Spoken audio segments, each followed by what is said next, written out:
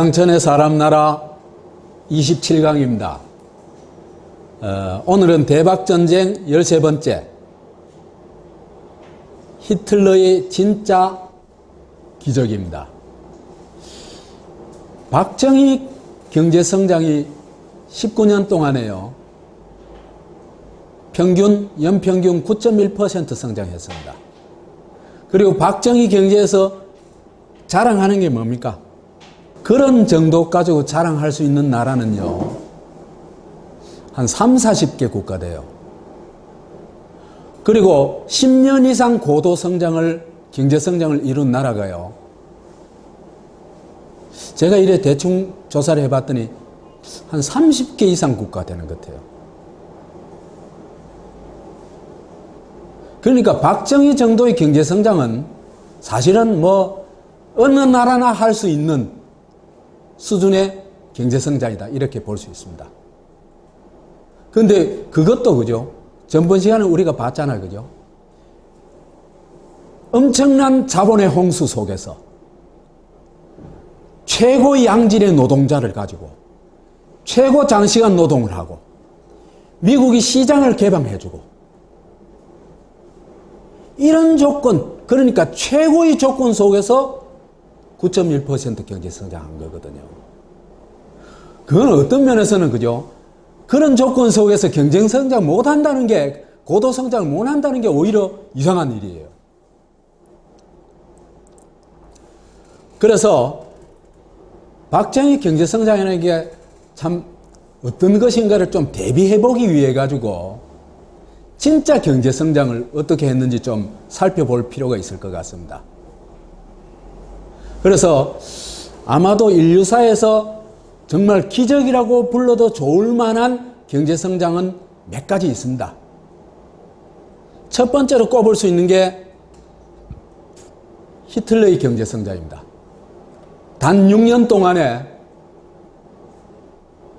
정말 패전국가, 잿더미 패전국가에서 세계 최강의 국가로 바뀝니다. 스탈린 체제도 계획경제를 한 지 한 10년 동안에 유럽의 제일 후진 국가에서 유럽 최고 국가, 그 다음에 미국 다음에 두 번째 경제 대국으로 발전합니다. 그보다는 좀 먼하지만 일본의 군국주의도 불과 한 20, 30년 만에 최대 강대국 미국과 전쟁을 벌일 정도로 강력한 경제력과 군사력을 가집니다. 그 다음에 북한의 김일성도요, 1953년도 그 완전 폐허 속에서 한 10년 동안 이룬 경제성장과 복지체제는요, 정말 놀라울 기적이라고 얘기해도 충분한 정도입니다.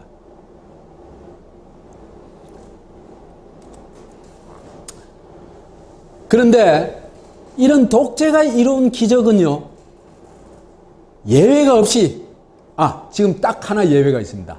어딥니까? 아직 미래를 잘 모르는 중국입니다. 그래서 독재가 이룬 기적은 다 물거품이고 결국은 파산을 했습니다. 여하튼 이 경제 기적을 얘기하자면은 히틀러를 빼놔놓고 얘기할 수가 없습니다.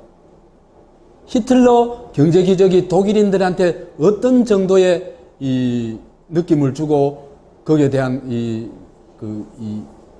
반응을 보였는가를 볼 수 있는 게, 독일이 45년도에 망했죠, 그죠? 6년 이후, 망하고 난 6년 이후에 서독에서 여론조사를 했어요. 서독에서 여론조사를 했는데 반 이상이, 여론조사의 반 이상 했는 대상의 반 이상이 히틀러 초기 1933년에서 39년 2차 대전이 일어나기 전까지 그 시기를 독일의 황금기라고 답을 해요. 그럴 정도로 이 히틀러 한 6년간은 엄청난 경제 성장을 이룬 시기였고 또 안정된 시기였다 이래 얘기를 할 수 있습니다. 그래서 얘기를 들어보면은 안정적인 봉급, 질서 유지, 기쁨을 통한 힘 이게 그 일종의 이벤트들입니다. 여기에서 했던 어떤 이벤트라기보다 무슨 제도적인 건데 이따 나중에 얘기를 할 겁니다. 원만한 국정 운영, 따라서 사람들은 국가사회주의, 나치가 그죠? 고용을 창출하고 충분한 먹을거리와 여가 생활을 보장해주며 정치의 혼란을 해결해 준다고 여겼다. 이런 얘기를 하고 있습니다. 최악의 전쟁과 학살의 시대를 지나고 또 6년 후에도 이런 얘기를 하고 있습니다. 히틀러 경제 기적이 어느 정도였는가를 알기 위해 가지고는 히틀러 적전에 독일을 조금 이해할 필요가 있습니다. 1차 대전에서 패했죠, 그죠? 그래가지고 특히 프랑스가 아주 독일을 완전히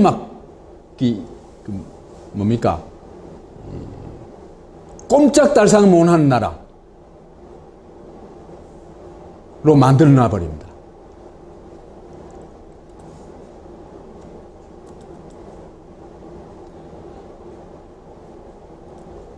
영토의 15%를 잃어버리고 그 다음 폴란드가 독립하게 되면서 인구의 10%가 떨어져 나가 버립니다.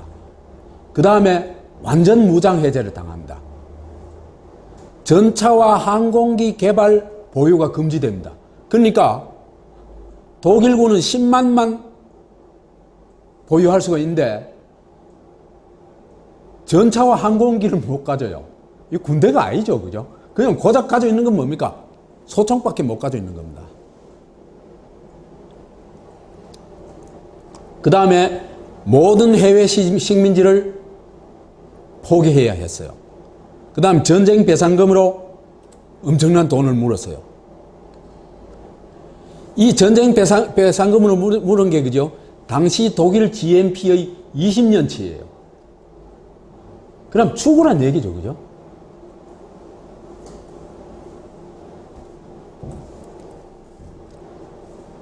이렇게 되니까 이제는 경제까지 파산하게 돼요. 1920년대 초반에 인플레가 어느 정도냐면 마르크화의 가치가 그죠?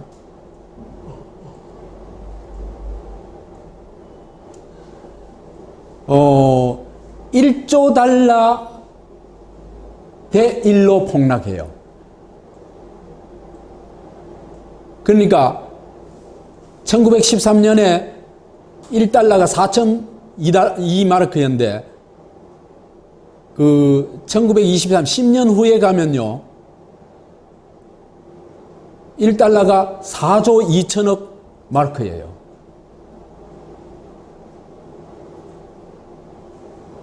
이 시기에 이 차에다가 저걸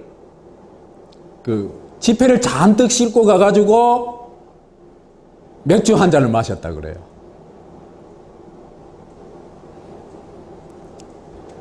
실업이 600만. 그리고 경제 기반이 완전 붕괴되어 버렸습니다. 거기에다가 1929년에 대공황까지 발생합니다. 이런 히틀러가 집권했을 때 이런 나라였습니다. 독일이. 우리가 6.25 직후라고 얘기를 할 수 있을 것 같습니다. 6.25 직후도 이 남한은 훨씬 낫죠. 6.25 직후도. 그죠? 북한 정도라고 얘기할 수 있을 것 같습니다. 그런데 1933년 1월에 히틀러가 집권해가지고 경제 부흥이 되기 시작하는데 첫 번째로 경제 부흥을 시작한 게 아우토반 건설입니다. 세계 최초의 고속도로 네트워크죠, 그죠? 이걸 건설함으로써 모든 연관 분야들이 같이 부응할 수 있도록 하자는 겁니다. 그래서 1933년에 14,000km 건설 계획을 세우고 35년에 첫 개통을 한 다음에 5년 동안 33년에서 38년 동안 5년 동안에 아우토반을 3,000km를 건설합니다. 박정희가 18년 동안 건설한 그 고속도로가 몇 킬로인지 아세요? 1,200km입니다. 그리고 아우토반하고 경부고속도로하고 비교가 되겠어요? 경부고속도로 그죠? 땜질을 얼마나 했어요? 땜질이 안 한 날이 없었잖아요. 그래서 히틀러 정권 말까지 아우토반을 4,000km를 건설합니다. 그 다음에 실업자가 600만이라 그랬죠. 그죠? 이 실업 문제를 6년 만에 거의 완벽하게 해결합니다. 33년에 34.36%였는데 실업률이 38년에는 5.5%입니다. 거의 완전 고용입니다. 도대체 어떻게 이런 게 가능했을까? 실업자 수를 비교하면, 당시의 실업자 수를 비교하면요, 영국이나 미국에 비해서 훨씬 적습니다.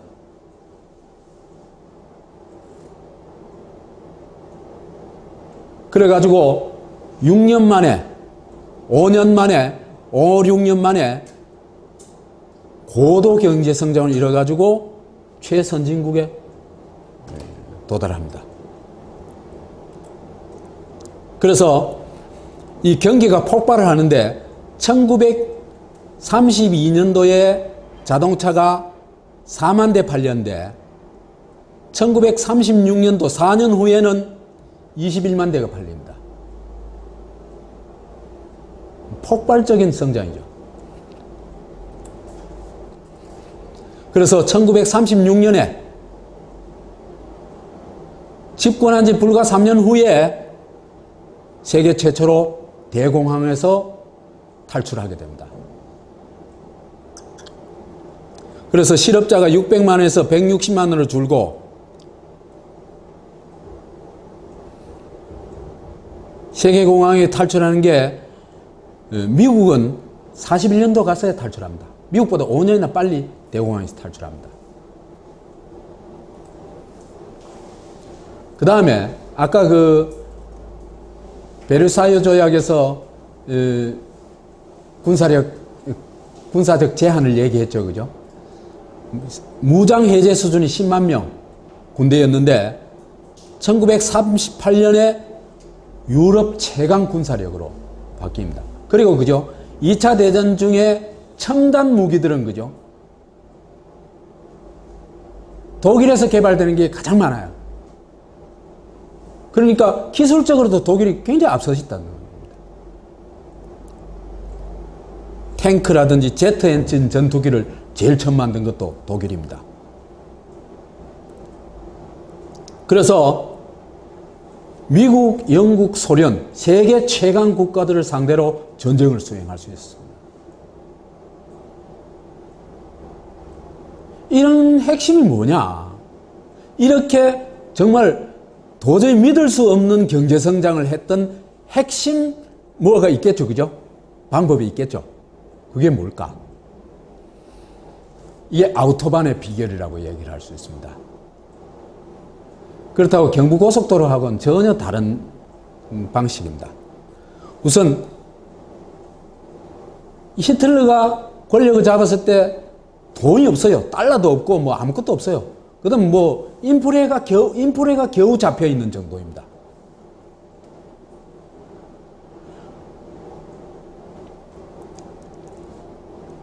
그래서 히틀러는 뭘 최우선으로 잡았냐? 실업 대책. 그러니까 일자리 창출을 최우선 과제로 삼았습니다. 요즘 얘기죠, 그죠? 그죠? 요즘 금방금방 와닿는 얘기들이죠.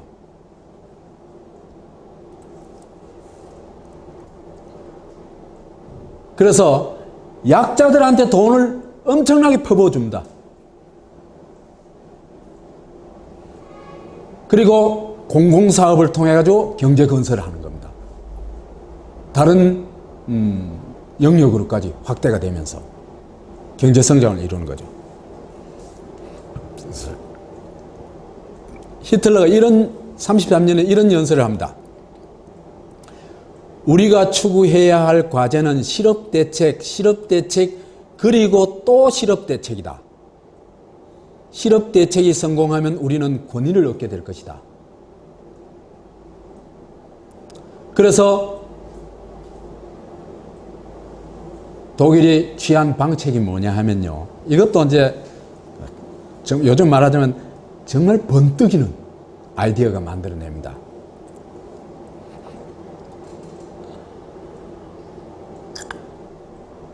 그 상상을 뛰어넘는 새로운 얕은 경제 시스템을 만들어냅니다. 뭐냐 하면은 우선 이 시기만 해도 태환 지폐였죠. 그죠? 금하고 바꿔주는 지폐였어요. 그러니까 금 보유량밖에 화폐를 발행할 수 없어요. 그죠? 근데 이걸 완전 폐기해버립니다.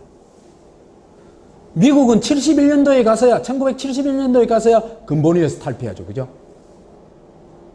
1930년대 초에 이미 금본위를 포기해버립니다. 그러면 뭐가 됩니까? 국가가 그 신용 보증을 하면서 돈과 증권을 발행할 수 있습니다. 그래가지고 자금을 창출해내는 겁니다. 외자 도입을 할 수가 없죠. 그죠? 우리는 뭐로 합니까? 일본에서 돈 받아서 외자 도입해가지고 하죠. 그죠? 독일은 이 시기에는 그죠? 무역도 달러가 없으니까 할 수도 없어요. 그러니까 어떻게 해요? 물물 교환을 해요. 그러니까 온갖 비상한 수단을 다 동원합니다. 그 다음에 페이퍼 컴퍼니를 만들어 가지고 이 페이퍼 컴퍼니에서 국가가 보장을 연 4% 수익을 보장해주고 증권을 발행합니다. 이 돈으로 공공사업에 투자를 합니다. 이게 이제 정말 기발한 아이디어죠.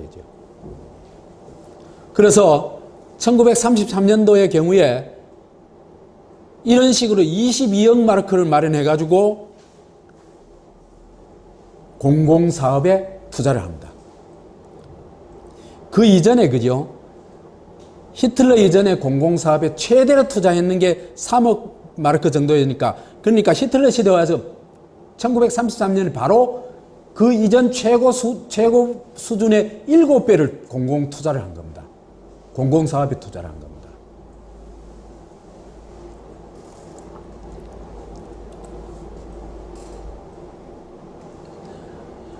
그래서 이런 게 독일을 살리게 됩니다.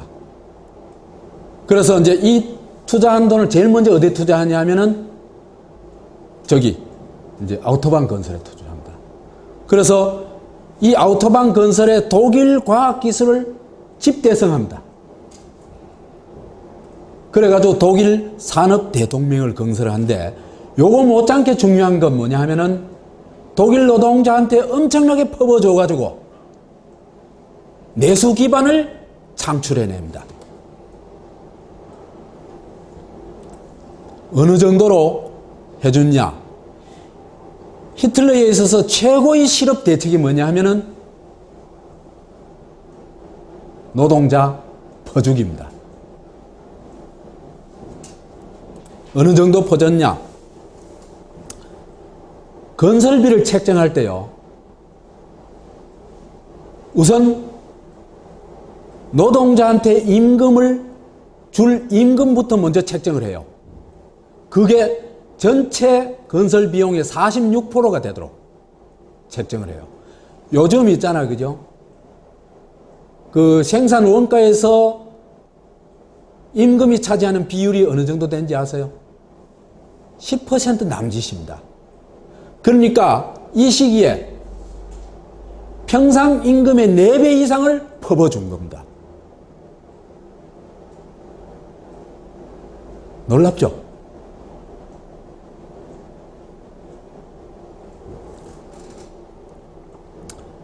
그래서 이 시기에는 노동전선이라는 게 있어가지고, 이건 뭐 나중에 조금 얘기하겠습니다.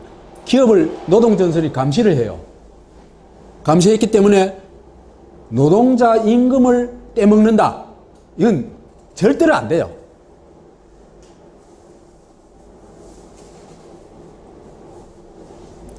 그래서 이제 이 시기에는 노동자를 거의 뭐 특급 대우합니다.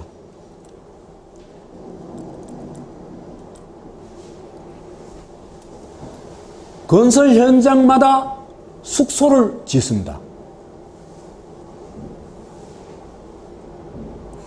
그 다음에 각종 문화적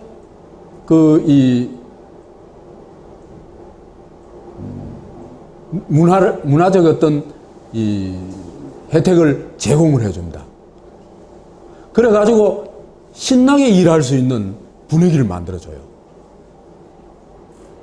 이게 나중에 이제 이런 걸 좀 더 구체적으로 얘기하게 되겠습니다.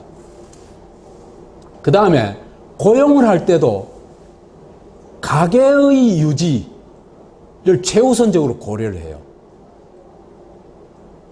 그래가지고 중고령자를 우선적으로 고용해요.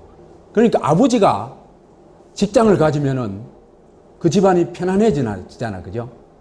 그걸 최우선 고려해요.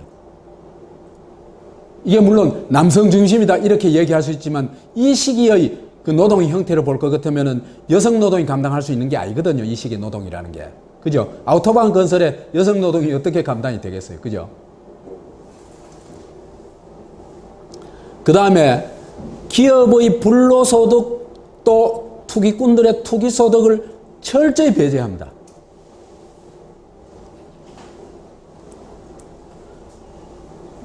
공공사업을 할 때 토지 사들이는 게 있잖아, 그죠? 어떻게 하냐면은, 공공사업이 계획이 결정되었을 때 지가 있죠, 그죠?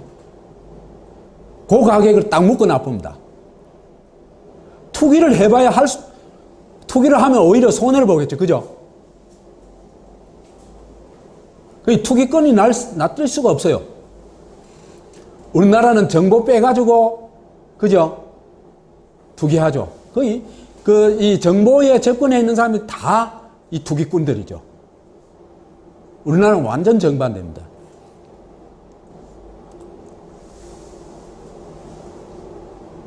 그래서 투기꾼들이 돈을, 뭐, 땅값으로 장난쳐가지고 돈 번다는 건 불가능하다, 애초에.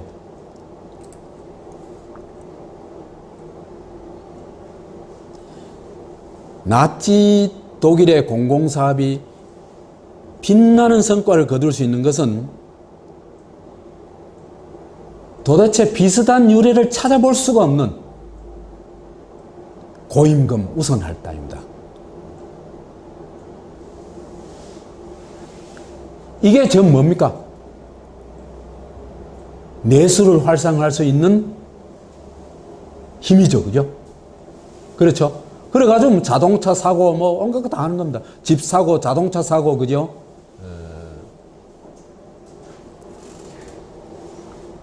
그래서 이런 소득이 소비로 연결되면서 산업 전반에 급속하게 파급 효과를 가지게 됩니다. 우리는 어디로 갔습니까?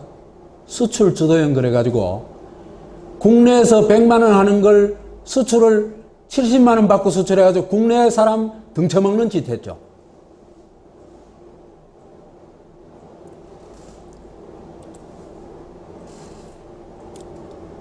그러고 승수 효과가 있을 수 있는 사업 아이템, 품목, 을 선택을 해가지고 그게 산업 효과가 폭발적으로 일어나도록 만든 겁니다.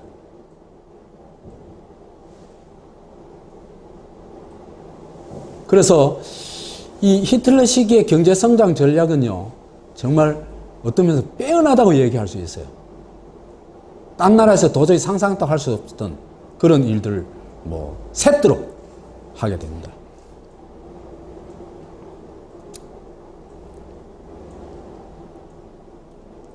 이런 게 그죠? 히틀러와 나치 당에서 집권하고 나서 그때 필요에 따라서 행한 게 아니고 사실은 나치 당의 강령에 그대로 들어 있습니다. 나치가 뭡니까? 국가사회주의 통일노동자당입니다. 반노동자적인 이런 강령에서도 하나도 없습니다. 물론 이제 노조 없애고 이런 대단히 이제 이 잘못된 방향으로 가긴 갔습니다만은, (1920년) 히틀러가 중심이 돼가지고 25개 조항의 강령을 만듭니다. 이 강령을 보면요, 참 놀라워요. 베르사유 조약은 파기한다. 혈통적으로 독일 민족의 피를 받은 자만이 독일인이 될 수 있다. 이건 지독한 민족주의죠, 그죠? 이런 건 지금 이제 이런 게 이제 문제를 심각하게 일으키는 겁니다, 그죠?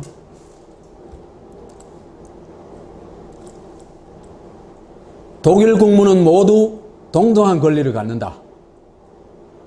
불로소득은 폐지한다. 기생지주는 타도한다. 트러스트 기업은 국유화한다. 말하자면 동종 대기업군들 있잖아요, 그죠? 국유화해버립니다. 그래서 은행, 제철 산업 이런 게 국유화에 들어가죠. 대기업의 이익은 국민 분배한다. 우리나라 이거 한번 해보려고 했죠, 그죠? 씨알도 안 먹히죠. 노인 보장 제도를 대폭 확대한다. 대형 소매점, 요새 이마트 같은 겁니다, 그죠? 은 국유화한다. 소규모 경영자를 지원한다. 공익 목적을 위해서는 토지를 무상 수용한다. 지대의 짐수는 금지한다. 고리 대금업자 불법 상인은 추방한다. 이래 나누면 우리나라 인구가 한 반으로 줄어들 거예요, 그죠?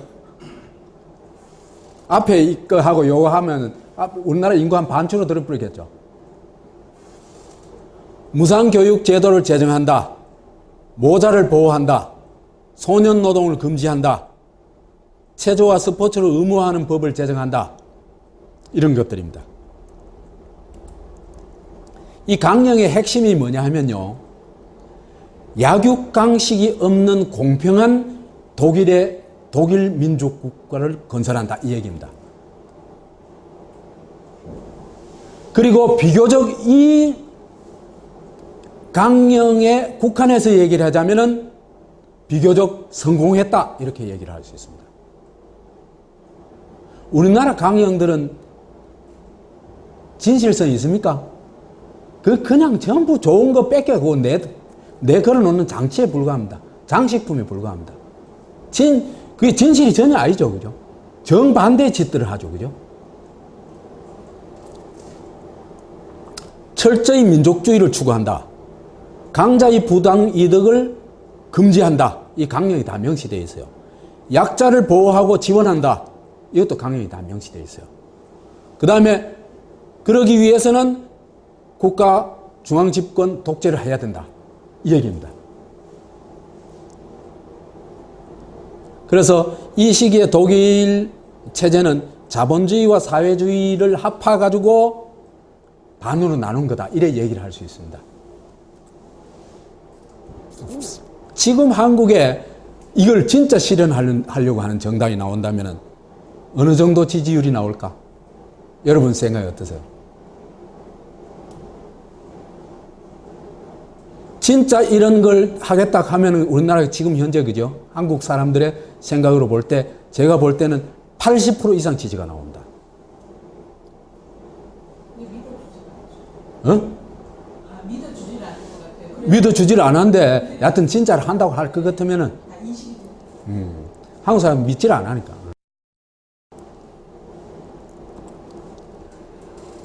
약자 보호와 지원, 노동 조건과 노동자 지원 정책, 8시간 노동제를 법제화합니다.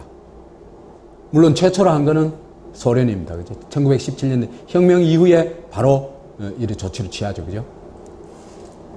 유급 장기 휴가, 이것도 그죠? 독일이 가장 앞섭니다. 그 다음에 일정 규모가 되면요, 건강검진을 의무화해요. 노동자 건강검진을. 우리나라 언제 됩니까?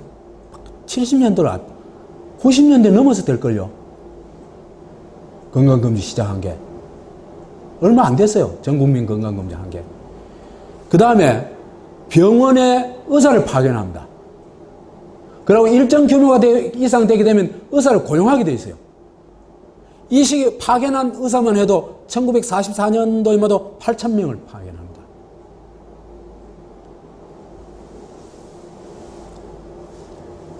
주택비도 지원한대요. 건축비 10% 내지 15% 내지 20%만 있으면 국가가 보장해서 금융 지원을 다 해줍니다. 얼마든지 자기 집 지어가지고, 요즘 말할 것 같으면 뭐 집을 2억 들여다가 지은다 할 것 같으면 한 3천만 원 있으면 집 지을 수 있다는 얘기입니다. 국가에서 다 지원해줘가지고. 물론 장기적이겠죠. 예? 그것까지는 내가 자신 모르겠어요.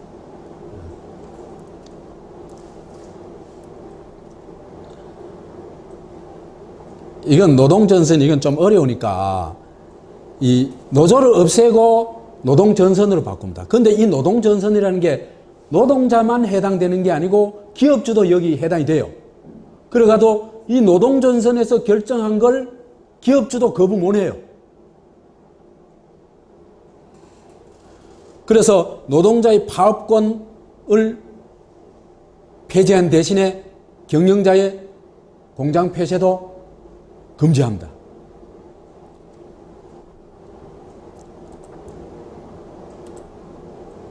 이건 뭐 좀 복잡하니까 이 시기에 이미 노동재판소가 있어요. 지금 우리나라는 노동재판소 있습니까? 아직 없습니다. 그럼 말이 안 되죠, 그죠? 우리나라. 그 조정이 불가능할 경우에 노동재판소에서 최종적으로 결정을 하도록 되어 있습니다. 나치 시대는 그죠? 파업이 거의 없어요. 물론 뭐 독재 체제니까 그렇긴 하겠지만은 노사 간에 대립된 분위기가 거의 없어요. 왜 그러냐 하면은 노동자만 통제하는 게 아니고 자본가도 그죠? 철저히 국가에서 통제해가지고 노동자 이익을 함부로 약탈하지 못하도록 딱 아주 딱 감시를 해요. 우리는 어땠습니까? 노동자가 국가에 호소할 길이 없죠. 그래서 어떻게 했습니까? 분신자산하는 도리밖에 없습니다.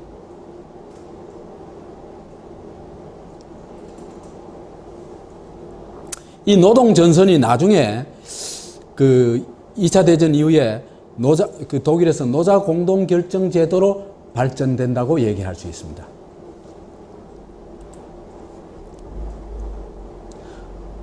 지금은 우리 회사의 형태는 자본가가 결정권을 독점하는 시스템이죠. 그죠? 우리나라는 자본가가 독점합니까? 아니죠. 총수가 독점하는 시스템이죠. 그죠? 황제 독점 시스템입니다. 미국은 자본가 독점 시스템이죠. 그죠? 독일은 노자 공동결정 시스템입니다. 그렇기 때문에 굉장히 앞선 제도입니다. 노동자만 이렇게 보호하는 게 아니고 농업인도 보호해요. 세습 농장법이라 그래가지고 일정 정도 요건만 갖추면은 빚을 지고 있어도 자기가 상환 가능한 액수만 갚도록 하고 나머지는 탕감을 해줘 버렸어요. 그러니까 농민이 토지를 계속해서 자기 토지를 가지고 경작을 할 수 있겠죠. 그죠?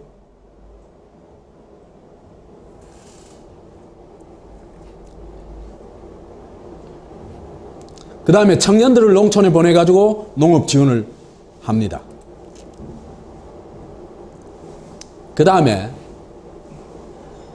모자 지원 사업,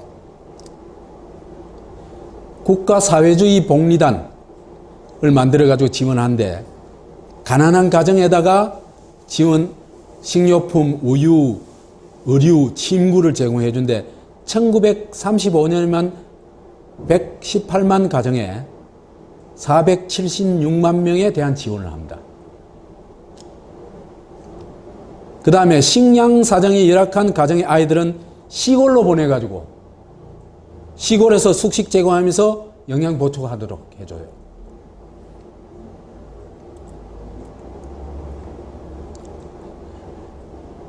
이것도 뭐 4년간에 한 180만 가까이 그 혜택을 봅니다.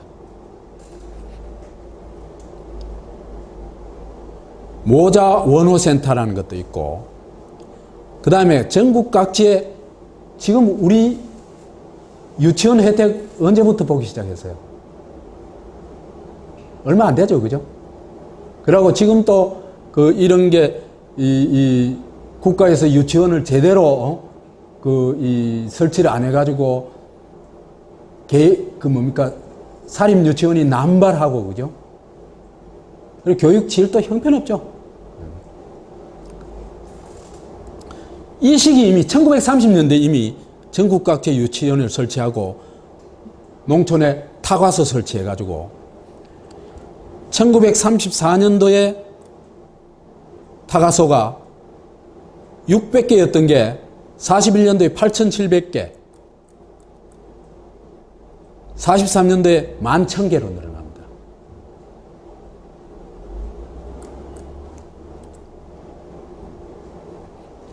그 다음에 출산한 모친, 엄마를 대상으로 한 보양제도.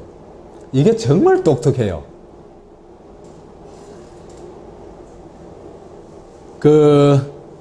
일정한 조건을 갖추면요, 일정 기간 동안 대충 한 3, 4주니까 약 한 달이라고 보면 되겠습니다. 그죠?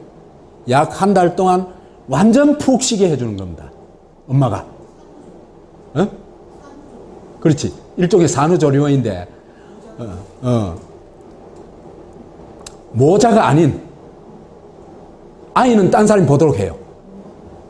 그리고 엄마가 완전히 혼자서, 그 다음에 그 엄마가 이 건강을 회복할 때까지 완전히 자유롭게 생활할 때. 아니. 떨어지도록 해야 돼요. 그건 국가에서 지원해줘요. 아니, 요거는 일정한 기간이 지나고 난 다음에 그런 조건이 되는 사람이 조건이 있어요. 그 당시에. 여러 가지 이제 조건들이 있겠죠. 그죠? 이런 보양시설은 또 제일 좋은 곳이다 말은 해요. 숲속, 해변, 온천 이런데. 이 기간에 가사와 육아를 친척에게 맡기는 경우에는 가사 원조도 해주는 겁니다.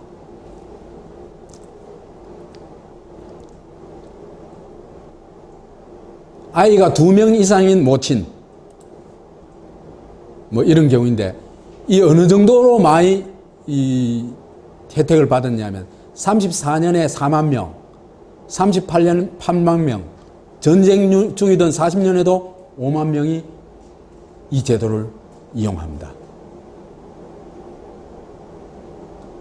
이거 보면 그죠? 우리가 너무 부끄러워요.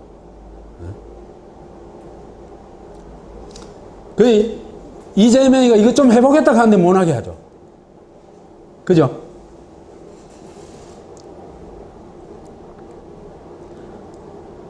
그렇지만은 이것도 너무 정치적인 여하튼 정치적으로 제가 미워하는 대상에 대해서는 이걸 허용을 안 해줍니다. 그러면은 참 독재 체제죠. 그 다음에 전쟁에 나간 병사들한테도 영국, 미국보다 압도적인 지원을 해줍니다. 많은 지원을 합니다. 그 다음에 결혼 자금을 대출해 줍니다. 1000마르크를 대출해 줬는데 그때 당시에 이 1000마르크가 그때 당시에 노동자 평균 임금의 한 6개월치라 그래요. 요즘 마르크 같으면 한 우리나라 마르크 같으면 한 1,500만 원 될까? 그쯤 되겠죠. 그죠? 우리나라 평균 임금이 3천 몇백만 원이에요. 3,200만 원인가 그래요. 그럼 1,600만 원 같으면 그래서 이거 해주고 난 다음에 결혼율이 굉장히 올랐어요. 오르고 출산율도 굉장히 높아졌어요.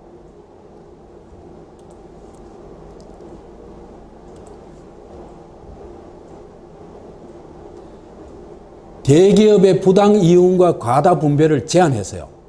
배당 제한법 그래가지고 6%를 초과하는 잉여금이 발생했을 경우에는 6%까지만 이윤 6%까지만 배당하고 나머지는 국가에서 강제 구매를 해버려요. 그걸. 그래가지고 4년 동안 그 돈을 가지고 뭘 하냐면 빈민구제 자금으로 써요.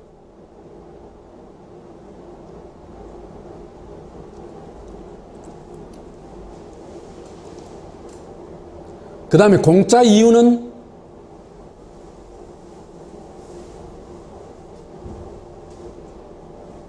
환율이나 전쟁을 통해서 얻은 기업 이유는 전액 징수를 했어요. 지금 있잖아, 그죠? 전쟁을 일으키지, 전쟁이 일어나지 않는 가장 중요한 것 중에 하나가, 방법 중에 하나가 뭐라고 얘기했냐면요. 기업들의 전쟁 이익을 환수하는 것이라고 해요. 기업들이 전쟁에서 이익을 남길 만하면요. 전쟁은요. 돈벌이거든요. 미국이 그렇기 때문에 주기적으로 전쟁을 하죠.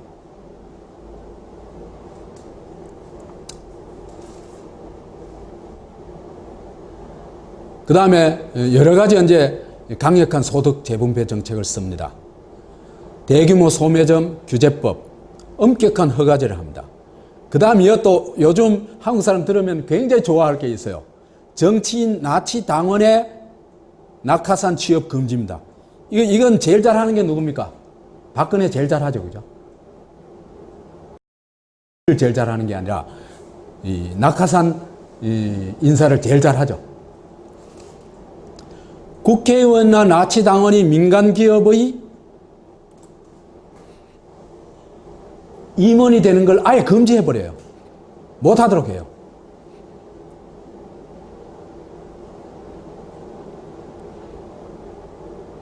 퇴직한 후에도 엄격히 제한하고 있습니다. 그 전전에 모든 공무원한테 그 규칙을 적용할 예정이었어요.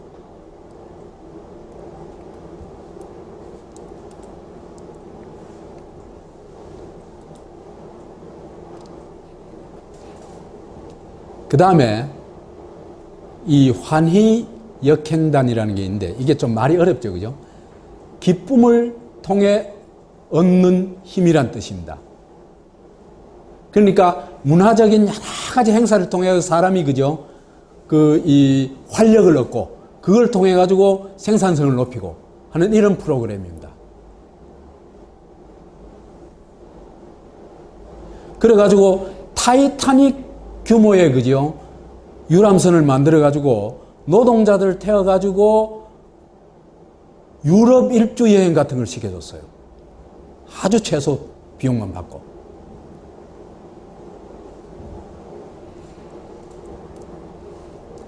나치가 만든 단체 가운데 가장 큰 조직이 이겁니다. 스포츠국에서는 뭘 했냐 하면요. 환희역행단 스포츠국에서는 스포츠를 장려했는데 승마, 수영 등 즐길 수 있는 스포츠 있잖아요. 구경하는 스포츠가 아니고 야구 같은 건 뭡니까? 자기가 즐기는 게보다는 구경하는 스포츠죠. 그죠? 그러니까 노동자들이 직접 즐길 수 있는 스포츠를 많이 권장을 하고 시설들을 마련합니다. 그래서 승마, 수영, 요트 이런 것들을 그죠? 노동자들이 많이 즐겼어요, 이 시기에. 한국에서는 변호사도 즐기기 어렵죠, 그죠?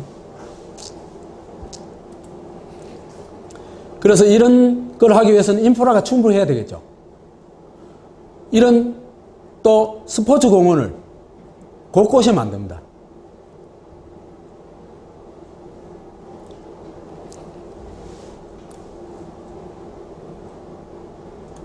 오락극에서는요, 음악, 연극, 오락을 일반인에게 널리 제공합니다. 소련에서도 사실은 그랬죠, 그죠? 어떤 면에서는. 그래서 볼쇼이 발레단이 소련 전역을 돌아다니면서 공연을 하고 했죠. 극장 몰수해가지고 노동자한테 개방하고, 오페라, 콘서트 공연하고, 또 주말에는 그죠?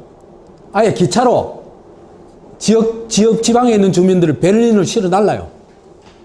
베를린 등 대도시로 실어 날라가지고 관람하도록 하고.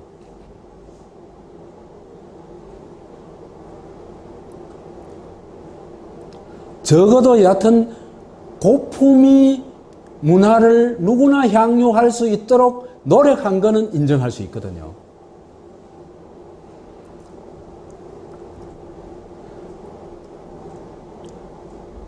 그래서 이런 걸 할 때는 그 다음에 공장이나 토목공사장, 건설 현장 이런 데도 도서관을 설치해줘요. 운영해서요. 우리로서는 발상이 안 되는 거죠. 그죠? 레저 사업에는 정치적 연설도 하일 히틀러라는 구호도 없었다. 그 다음에 이 여행국이 제일 이제 사람들이 이제 기억에 남는 거라고 해요. 여행을 기획해가지고 노동자 시민들한테 제공해 주는 겁니다. 요즘 우리나라 전부 사기업이 하죠. 그죠? 돈 있으면 가지면 돈 없으면 도저히 못 가죠.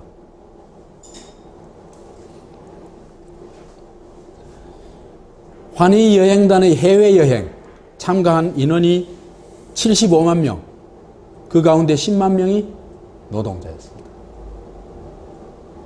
주로 이제 어디 갔냐면 영국 많이 갔어요. 그 다음에 휴양을 할 수 있는 리조트를 전국 각지에 대대적으로 만들었어요. 그래서 길이 8km 해수욕장을 만들고 5,000석 극장을 만들고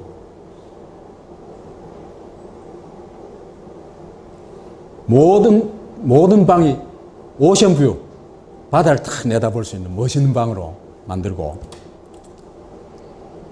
각 방에는 침대가 2개, 세면대 이런 것들이 냉난방 장치가 완비되어 있고 사용료는 1인 1박에 2마르크 노동자의 반나절 임금입니다.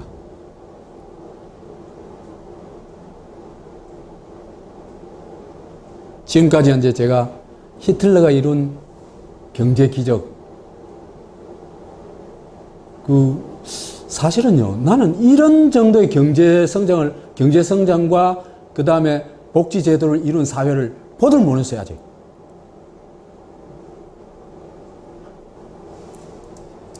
이런 슈퍼의 기록을 이뤘지만 지금 아무도 히틀러의 경제 기적을 얘기하지 않습니다.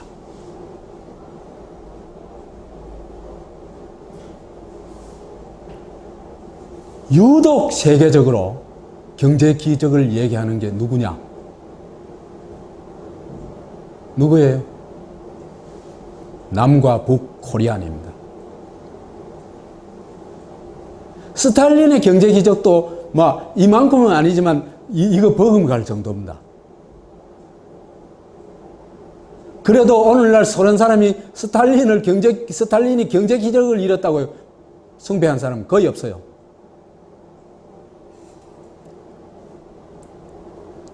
히틀러 숭배자는 극소수 신나치뿐이죠. 그죠?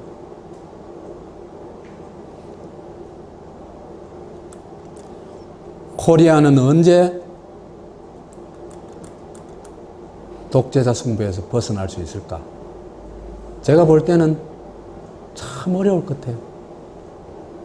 남한에서 다음 정권이 서가지고 제대로 히틀러가 했던 정도는 아니지만은 이거 한 5분의 1 정도라도 민중 수혜적인 약자를 보호하고 강자를 통제하는 그런 사회를 만들면은 아마도 많이 빠져나올 수 있을 것 같습니다. 지금의 시스템에서는 빠져나오기 어려워요.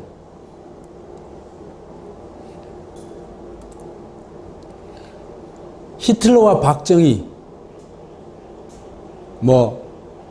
둘 다 경제 기적을 이뤘다 하지만은 규모가 차이가 엄청나죠. 그죠?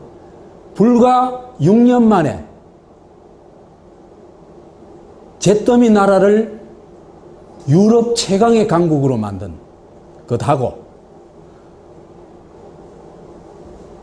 딴 나라도 다 하는 고도성장 정도 한가하고는 그건 너무나 큰 차이죠. 그죠?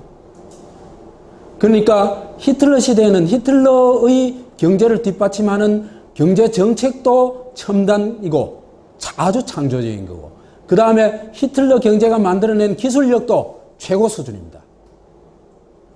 그런데 우리는 기술력 하나도 없어요. 박정희 시대에. 전부 베낀 것 뿐입니다. 그건 무슨 경제 기적이에요.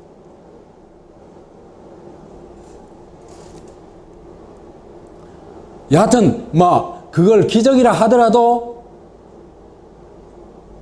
히틀러와 박정희의 방향은 정반대다. 히틀러도 약육강식을 추구했고 박정희도 약육강식을 추구했는데 그 방향이 정반대라는 겁니다.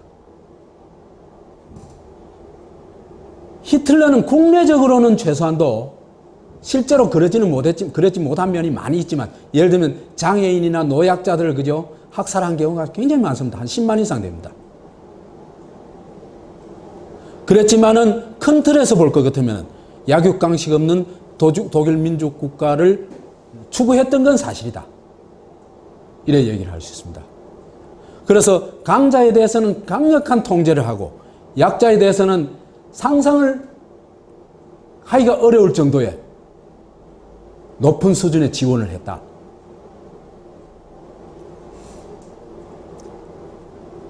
그래서 약육강식 없는 독일 민족 국가를 추구한 반면에 대외적으로는 진짜 약육강식을 추진했죠. 그죠? 그렇죠. 그죠? 그 전쟁을 일으키고 외국인을 학살하고, 그래서 유대인, 폴란드인, 소련인이 최대의 피해자입니다.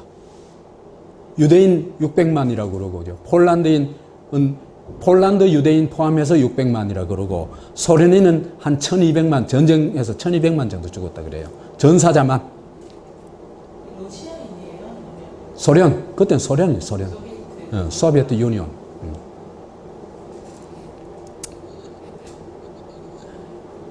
그렇게 볼 것 같으면은 히틀러 체제는 진짜 초강력 내셔널리즘이죠.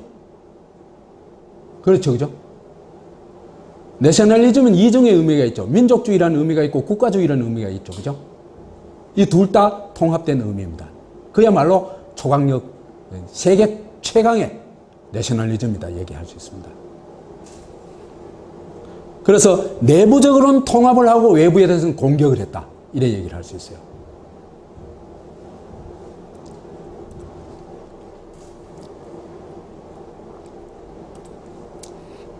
그래서 약육강식의 방향이 외부로 하는 것이었다. 외부로 향한 약육강식이었다. 이래 얘기를 할 수 있습니다. 박정희의 약육강식은요, 이거는 정말 수미일관 약육강식 시스템입니다. 외부에 대해서는 사대주의죠. 그죠? 그래가지고 충성혈서까지 써가면서 일본 군인이 됐죠. 그 다음에 한국의 정말 식민지 시대에 학대받고 고통받은 사람들이 가질 가장 기본적인 권리, 대일 청구권을 박탈해버렸죠. 누구? 일본과 저거를 위해서. 이런 범죄자가 어디 있어요? 히틀러도 이런 짓은 절대로 안 했어요. 단연코 안 했어요.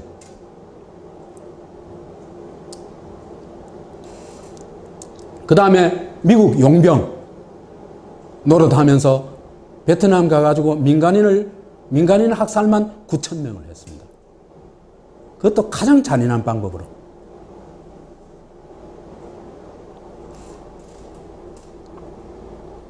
그리고는 내적으로는 약육강식 시스템을 만들었죠. 그죠?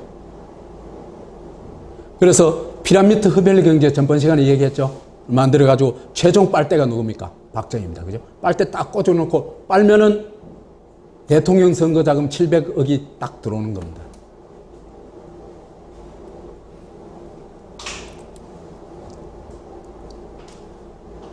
그래서 박정희는 정말 수미일관 약육강식 체제를 만들었다. 제국에 대해서는 엎드리고 무조건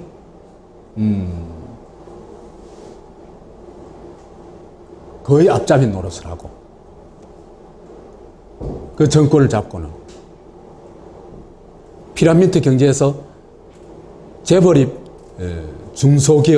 중소기업이 대다수 노동자가 농민을 한다고 얘기할 수는 없지만은 여하튼 농민이 최하층인 그죠? 피라미드가 완성이 됩니다. 그래서 농민, 노동자 전번 시간에 얘기했죠. 농민이 도시 빈민보다도 훨씬 열악한 처지였다고 그죠? 그 위에 중소기업, 재벌, 그 위에 정권, 그 위에 박정희, 그 위에 일본과 미국이 있었던 겁니다.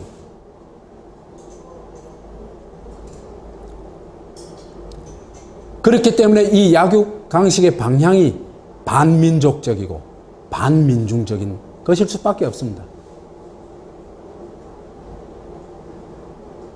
그래서 지금의 한국인한테 지금 이 나라에 살래, 내가 얘기한 히틀러 이 시기에 살래, 그러면 어디를 선택할까? 그것이 알고 싶습니다.